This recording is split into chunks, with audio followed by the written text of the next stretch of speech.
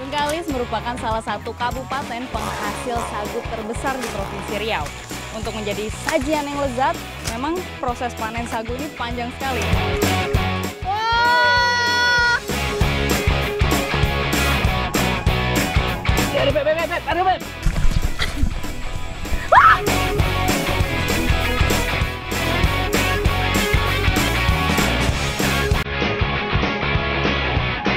Saya senang sekali nih dapat satu lagi kerang kepahnya.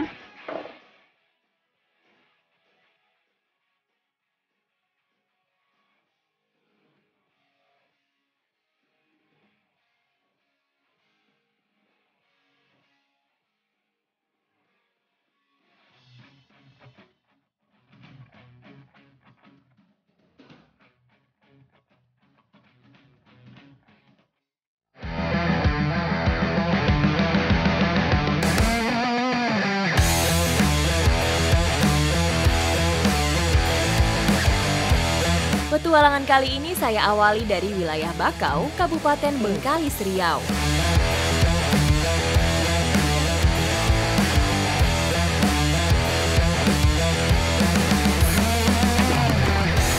Ada nggak, Bang?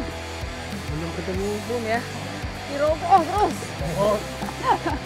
Sekarang saya sudah berada di pinggir pantai Selat Baru Bengkalis dan sedang mencari udang yang memiliki bentuk yang unik, yaitu bisa hidup di darat dan juga di air. Seperti apa? Ikuti jejak saya, jejak petualang. Rama-rama, itulah binatang yang kami cari. Meski belum populer, lobster tanah ini banyak dicari karena bagi sebagian orang memiliki rasa yang lezat.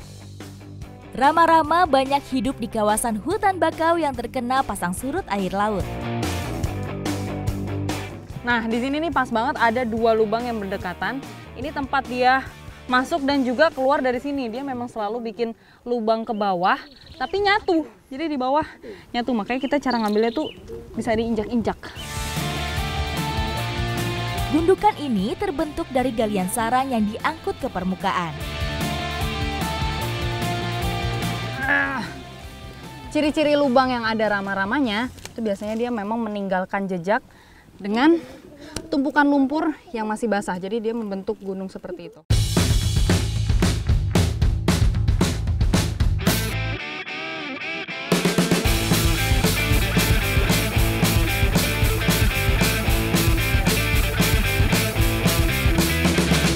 Dapat, Ibu. Wah, akhirnya dapat juga. Ini dia rama-rama yang kita cari. Memiliki bentuk yang unik karena di bagian depan ini dia ada capit seperti kepiting dan bagian belakangnya dia punya buntut yang panjang seperti kalajengking. Panjang tubuh rama-rama dewasa bisa mencapai 5 hingga 30 cm, tergantung pada jenis kelaminnya. Tubuh rama-rama betina biasanya relatif lebih besar dan panjang dibanding rama-rama jantan.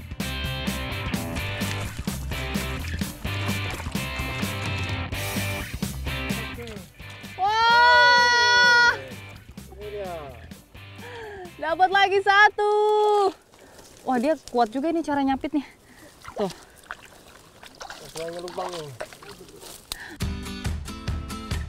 Terik matahari dan udara panas khas pesisir akhirnya mengakhiri pencarian kami. Tidak jauh dari tempat pencarian, hasil tangkapan kini siap dimasak bersama-sama.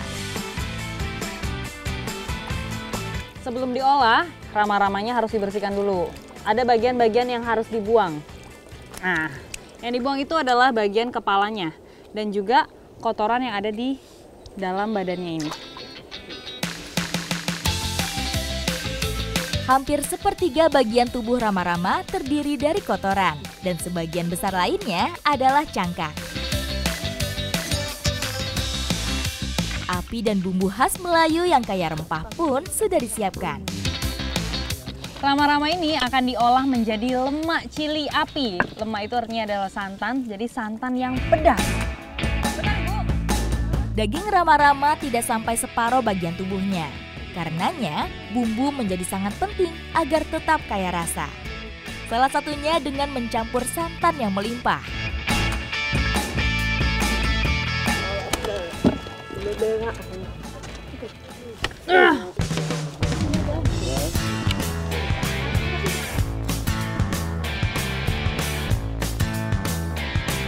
Tungku sederhana ini tidak lama lagi akan membuat Rama-Rama menjadi makanan sore yang lezat.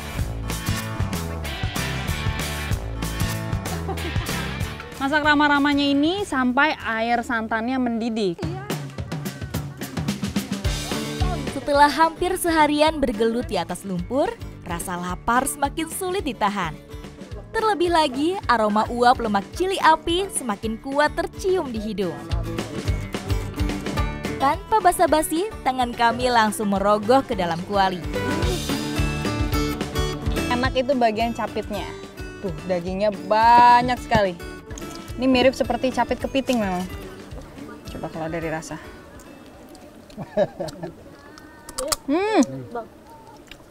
Apa? Tapi ini dagingnya misah-misah. Tuh kecil-kecil gini. Terasa banget manisnya ini. Rama-Rama merupakan salah satu makrofauna khas dari ekosistem mangrove. Keberadaannya tidak hanya menambah kekayaan sumber nutrisi bagi manusia, namun menjadi penyeimbang lingkungan kawasan pesisir.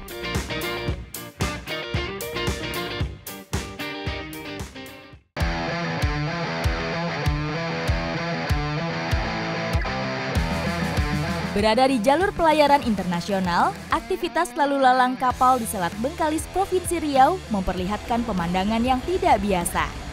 Sebuah kapal kayu nampak berjalan pelan membelah lautan. Di belakangnya, mengular ratusan batang sagu yang dirangkai rapi mengikuti arah gerak perahu. Inilah dia, ratusan tual-tual sagu yang terkumpul yang sebentar lagi akan dibawa menuju tempat pengolahan sagu. Ikuti jejak saya, jejak petual. Sebelum sampai di Selat Bengkalis, asal-usul rangkaian tual ini dimulai jauh dari salah satu sudut pulau. Tepatnya di Desa Pematang Dukuh.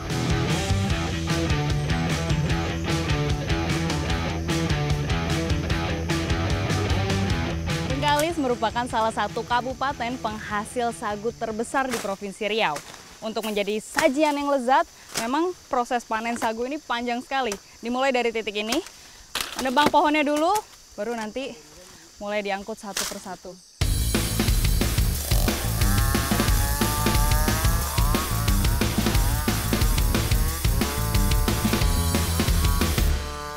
Rata-rata pohon yang ditebang berumur di atas 6 tahun, dengan ciri ujung batang yang mulai membengkak. Jadi pohon sagu ini panjangnya kurang lebih ada 5 meter dan mau dipotong per 1 meter supaya lebih mudah nanti dibawanya. Para penebang ini bukan pemilik kebun, melainkan pekerja lepas yang dibayar berdasarkan jumlah batang sagu yang dihasilkan.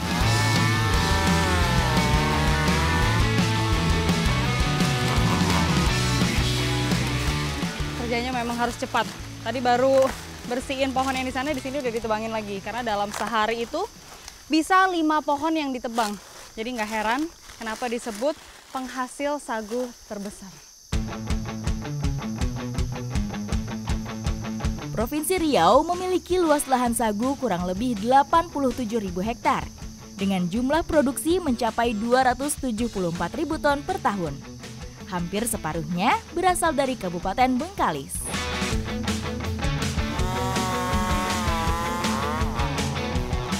Kini perjalanan panjang tual atau gelondongan sagu ini siap dimulai. Nah, jadi pelepah sagu ini memang sengaja dibikin trek supaya batang sagu yang ada di depan sana mudah untuk digelindingkan sampai ke arah depan. Bobot setiap batang sagu ini rata-rata mencapai puluhan kilogram. Untuk menyeimbangkan gerakan dari batang, jadi dorongannya juga harus sama rata antara sebelah kanan dan juga kirinya.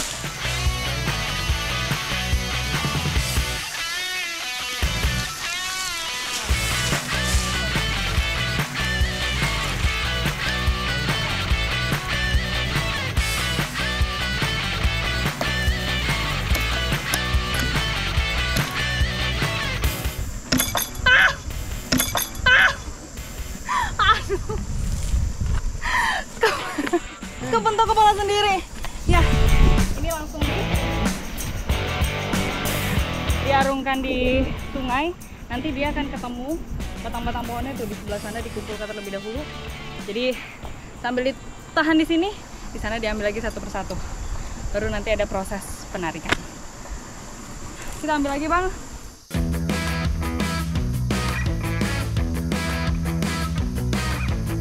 Tual sagu yang sudah terkumpul sementara akan terus terapung di parit ini, menunggu debit air naik yang akan membawanya ke muara sungai.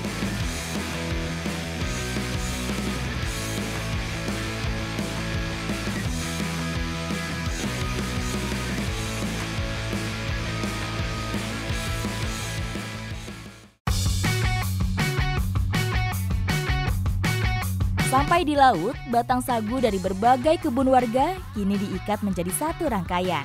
Sekarang saya berada di tengah Selat Bengkalis membawa ratusan tual sagu yang sebentar lagi akan dibawa ke tempat pengolahan sagu. Di samping lebih murah dibanding angkutan darat, jalur air memungkinkan tual sagu dikirim dalam jumlah yang lebih banyak. Dengan pongpong atau perahu kayu, ratusan batang sagu ini ditarik menuju muara sungai yang menjadi pintu masuk ke pabrik pengolahan.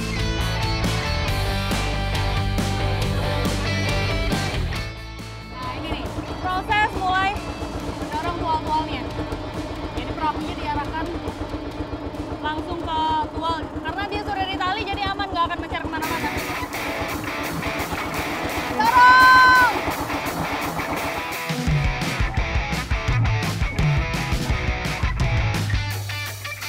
Untuk sementara, rangkaian tual sagu sepanjang ratusan meter ini kembali bersandar di tepian pohon bakau sambil menunggu air laut pasang kembali.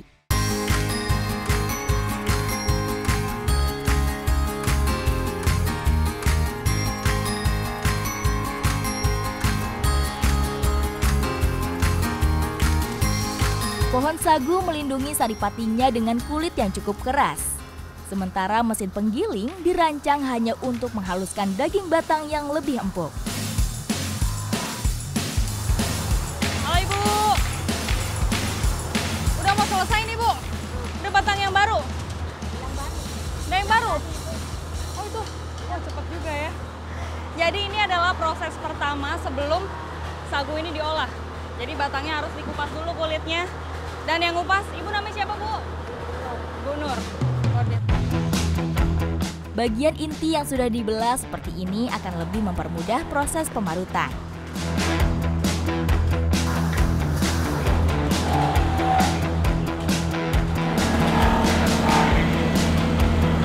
Ini proses pemarutannya seperti marut kelapa. Saya penasaran pengen nyobain.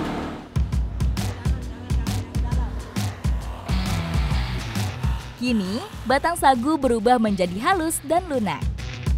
Hasil parutannya ini akan dicampur dengan air, lalu masuk ke kolam-kolam penyaringan yang ada di sebelah sana. Memang ada banyak sekali kolamnya, karena memang disaringnya juga berkali-kali.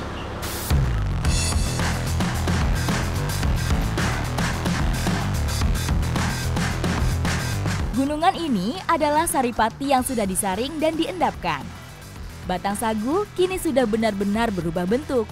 Namun, nama sagu tetap melekat meski wujudnya sudah menjadi tepung putih. Seolah menjadi pengingat pada prosesnya yang panjang dan rumit. Setelah batang sagu tumbuh bertahun-tahun, kemudian dipanen dan melalui proses yang begitu panjang, akhirnya jadilah tepung sagu ini yang nantinya akan diproses lagi menjadi berbagai jenis makanan. Ikuti jejak saya, jejak petualang.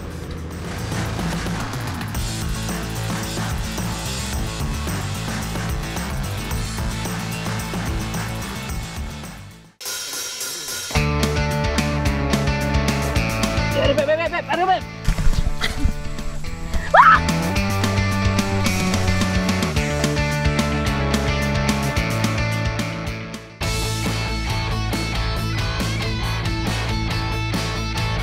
Sekitar 12% penduduk Dumai Provinsi Riau menopang perekonomiannya dari hasil sawit.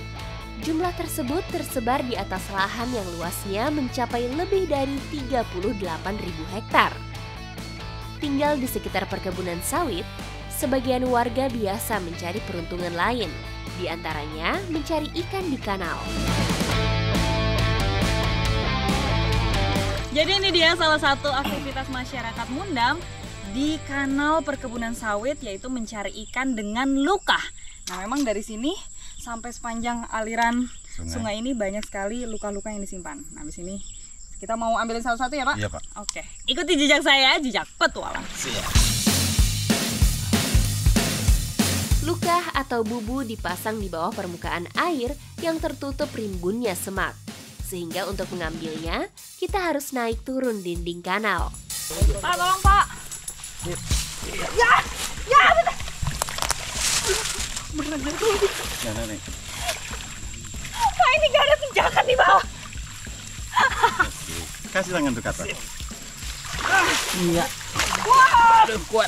Bentar, Pak. Ini udah dapat pijakan. Oke. Sip. Jadi ini kanalnya memang banyak sekali lumpur. Sama sekali nggak ada pijakan kalau nggak ada kayu. Ini tadi udah hampir sepinggang airnya. Jarak antara satu lukah dengan lukah lainnya bisa cukup berjauhan. Karena titik yang dipilih harus aman, tidak terganggu oleh lalu lalang orang yang lewat.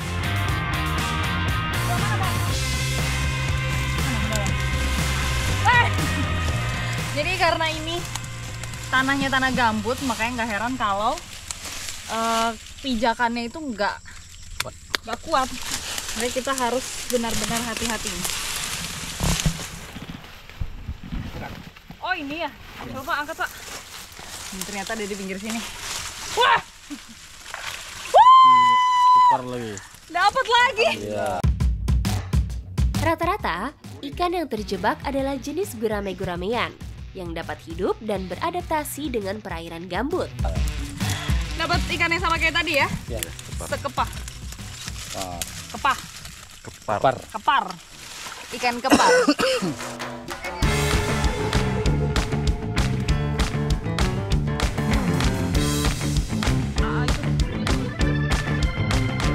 Nah, lukah ini bisa digunakan berkali-kali, tapi sekarang mau ditambahin umpan yang baru.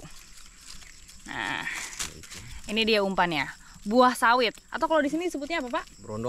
Brondolan atau buah sawit. Jadi ikan itu lebih suka dengan aromanya dan dia itu mengeluarkan minyak sehingga terkesan lebih gurih. Ikan akan cepat datang nih ke lukah ini.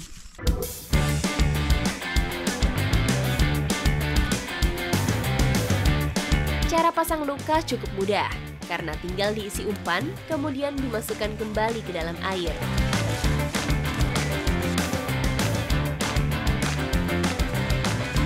Masuk ke dalam semak, lukah juga dipasang di parit-parit kecil, sehingga cukup sulit melihat keberadaannya.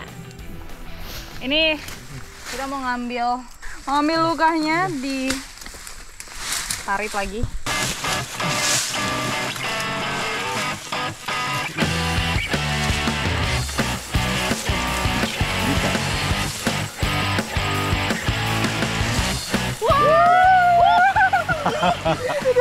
Iya, ada ikan lele juga. Ada yang dimakan.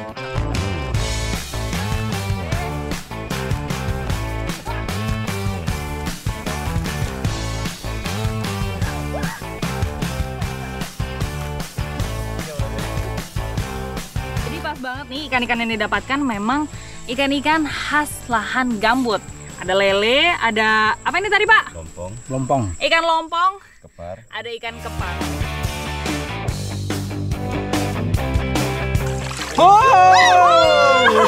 Banyak ikan.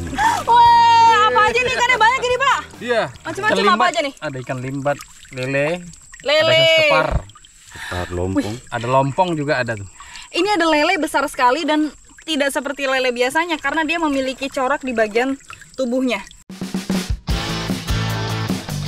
Kondisi perairan gambut sedikit banyak mempengaruhi warna dan corak ikan di sini. Ya, ada beb, ada beb. Ini beb, ambil beb. Iya. Ya. Aduh, dia mau melarikan diri nih, Pak. Wah! Aduh, licin. Ah! Ini dia. Ini lele yang paling besar yang kita dapatkan hari ini. Tuh, kelihatan banget nih ini coraknya. Menjelang siang hari, akhirnya kami bisa mendapatkan hasil yang cukup banyak. Saya jadi penasaran nih, mau nyobain lele lembat kira-kira rasanya seperti apa. Berarti ini kita simpen dulu ya Pak? Iya. Kita masak abis ini. Siap. Ikuti jejak saya, jejak petualang.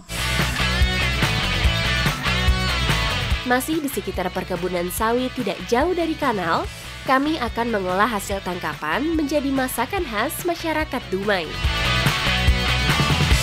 Ikan-ikan hasil tangkapan kita hari ini mau diolah menjadi ikan goreng cabai hijau. Nah, jadi kita mau goreng dulu, abis itu nanti tinggal tambahin cabai hijaunya ya Bu. Kira-kira udah panas belum ya? Oke.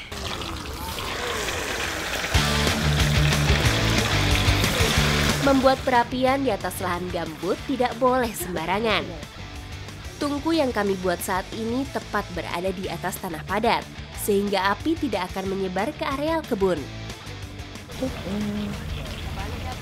Iya balik Bu. Sambil menunggu ikan matang, bumbu diramu dan diulek hingga setengah halus. Setelah siap, bumbu lalu digoreng hingga matang.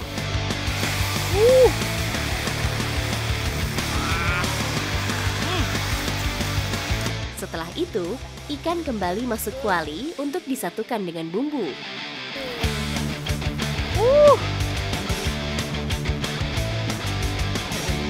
Kini, ikan goreng sambal ijo siap dinikmati. Pak, waduh, bisa dari mana aja ini? Kita udah masak ya? Bapak baru datang, kemana aja? Pas makan datang lagi. Zaman saya. Masak. Sini Pak. Tekstur daging ikan kepar hampir mirip dengan daging ikan sepat. Kriuk dan gurih. Sedap sekali nih kita makan-makan bersama. Mantap. Pedas nggak? Berasa nggak bumbunya? Dalam balutan cabai ijo, bumbu meresap hingga ke dalam daging ikan. Lambungnya kecil. Ini memang pedasnya luar biasa. Karena tadi cabai hijaunya nggak kira-kira ya. Kita bikin. Jadi pedasnya mantap.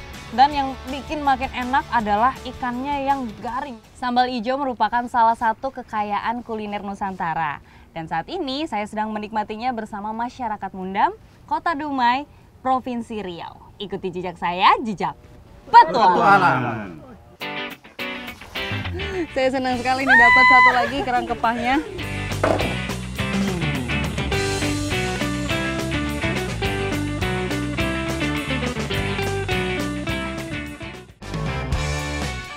Terletak di Selat Malaka yang berarus deras, air laut di sekitar Pulau Rupat tidak begitu jernih. Meski begitu, pulau yang dibagi menjadi 2 kecamatan ini memiliki panorama pantai yang cantik, serta beragam biota laut. Kehidupan masyarakat di Pulau Rupat tidak jauh dengan mencari hasil laut. Nah sekarang saya nih beramai-ramai mau mencari hasil laut, salah satunya adalah kerang kepah. Ikuti jejak saya, jejak petualang. Petualangan ke Pulau Rupat membawa saya ke sisi lain Pulau Beruk, salah satu gugusan pulau di Desa Tanjung Medang, Kecamatan Rupat Utara. Udah bener gini Pak? Hah? Nah, udah gitu lah. Aman ya? Aman, Pak. Nah ini udah agak dalam kan Gitu, segini? gitu. Oke. Jadi untuk mencari kerang kepah menggunakan ini namanya kait kepah. Nah alat ini cara menggunakannya tinggal diseser aja di atas pasir. Tapi supaya bisa mendapatkan kerangnya kita harus menyesernya itu agak dalam dengan cara menegakkan alatnya ini. Dengan peralatan tradisional, saya bersama warga mengeruk permukaan pasir secara perlahan, sembari berjalan mundur. Nah ini nih kalau dilihat secara detail memang alat yang digunakan di bagian belakangnya itu tumpul, tapi di bagian depannya tajam karena dia berfungsi untuk mengeruk pasir. Kepah hidup di kawasan pasang surut air laut dengan cara terbenam di bawah permukaan pasir. Wah, ini dapat banyak, Bang. Iya, Ini ada yang besar juga. ada yang besar. Saya dari tadi nyoba nyari tapi baru dapat satu. Abang udah banyak nih, 1, 2. Oh, ini ada yang kecil-kecil juga. Kecil-kecil. Tapi kalau yang kecil-kecil gini berasa nggak Pak ketika ditarik pakai alat? Berasa juga ya?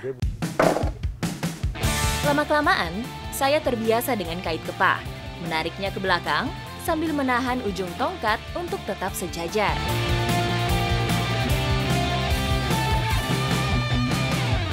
Ah, coba. Langsung bunyi, Langsung ke depan begini. langsung berasa bunyinya.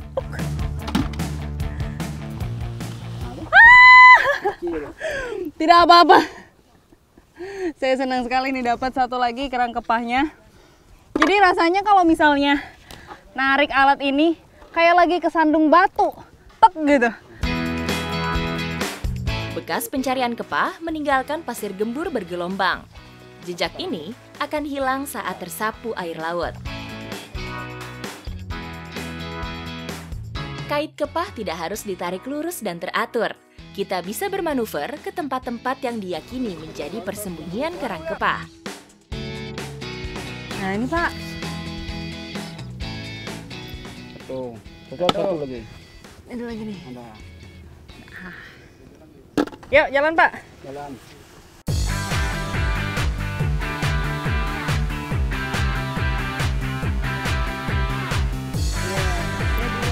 Apakah airnya sudah panas Bapak-bapak? Udah bisa langsung dimasukin? Nah ini juga udah bisa. Pelan-pelan. Pelan-pelan. Setelah bersih, kerang kemudian direbus dalam air mendidih sampai cangkangnya terbuka. Oke, udah rata nih semuanya, tinggal nunggu. Ready ya? Kita siapin bumbu di situ, Ibu.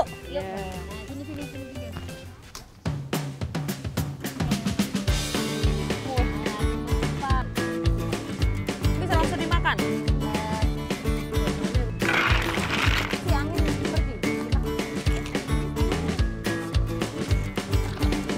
Setelah terbuka, angkat kepah, lalu pisahkan daging dari cangkangnya.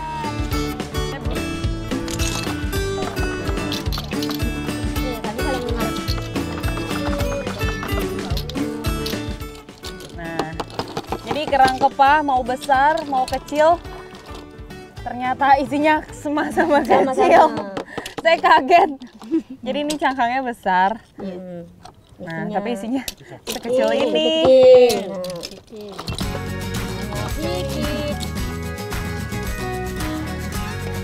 Selanjutnya, masukkan semua bumbu yang sudah disiapkan. Oseng-oseng Bu, itu Bu. Oke, udah semua ya? Garam.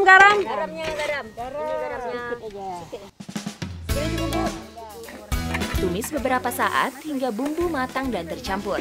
Terakhir, masukkan daging kerang. Aduk dan tunggu hingga benar-benar matang.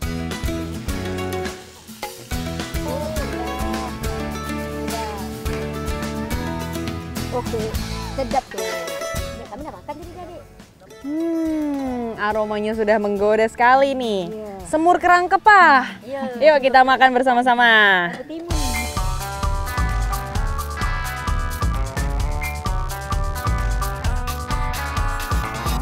Kini kerang kepah yang dimasak dengan menu khas Pulau Rupat siap dinikmati bersama-sama. Enak tenan, enak pol.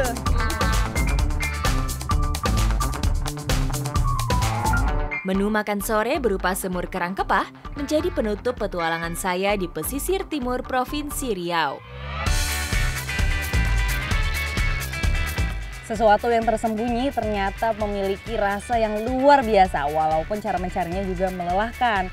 Tapi ternyata kita bisa menikmatinya bersama-sama, ya kan Bu? Iya. Ikuti jejak saya, jejak petualang.